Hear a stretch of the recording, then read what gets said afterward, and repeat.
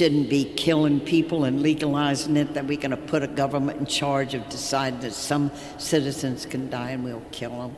It involves the guards and killing people. It is an unspeakably terrible thing. And for nearly 40 years, Sister Helen Prejean has stood beside people on death row, urging Americans to see the humanity behind their crimes. Her lifelong advocacy work has now turned into a new form, Dead Man Walking, the graphic novel, a visual retelling of her story of faith, justice, and mercy. This book's launch was marked at the St. Paul of the Apostle Church near Fordham University's Lincoln Center campus. It was hosted by Fordham University's Center on Religion and Culture, where hundreds gathered to hear the story behind its creation. Among the collaborators were Rose Vines, who adapted Prejean's original memoir into a script that brings her decades of activism into voices of new generations. Illustrator Catherine Enyago Grunewald brought the script to life from her studio in Stockholm, Sweden, using shadows, color, and texture to express the emotional depth of Prejean's journey. This result is a 6-year-long collaboration that transforms a story once told in words in film into one through art, a project designed to help readers of every age visualize compassion, consciousness, and redemption.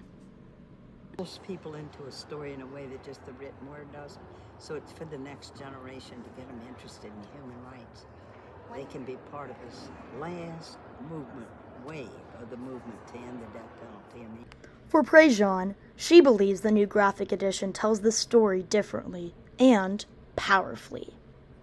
What's great about the graphic, as you will see, like, for example, the legal process, it is laid out in the book. What this graphic's going to do, of people that open the cover of it and go through the journey that's inside the pages, they're going to come out different and they're going to act. And the Catholic Church, it's the way the Catholic... Over the years, Prejean has accompanied 8 men to death row, each one reinforcing why she feels such a desire to end capital punishment.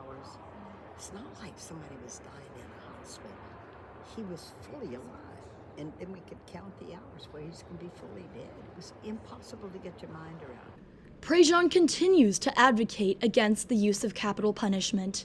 There's no scientific way to really designate for this crime this person ought to die, because there's leeway, there's judgment, there's subjectivity, Even Susan Sarandon herself, who played Prejean in the 1995 film adaptation of her novel, came on stage. It was coming when this was, I don't know why, but I felt a calling to get this done.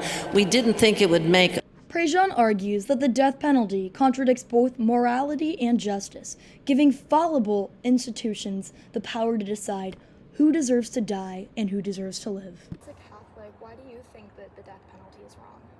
because that was the gospel of Jesus. I mean, Jesus said, you've heard it said, for an eye for an eye. The gospel of Jesus was never about returning hate for hate or violence for violence. So there's been a tremendous dialogue within the Catholic Church.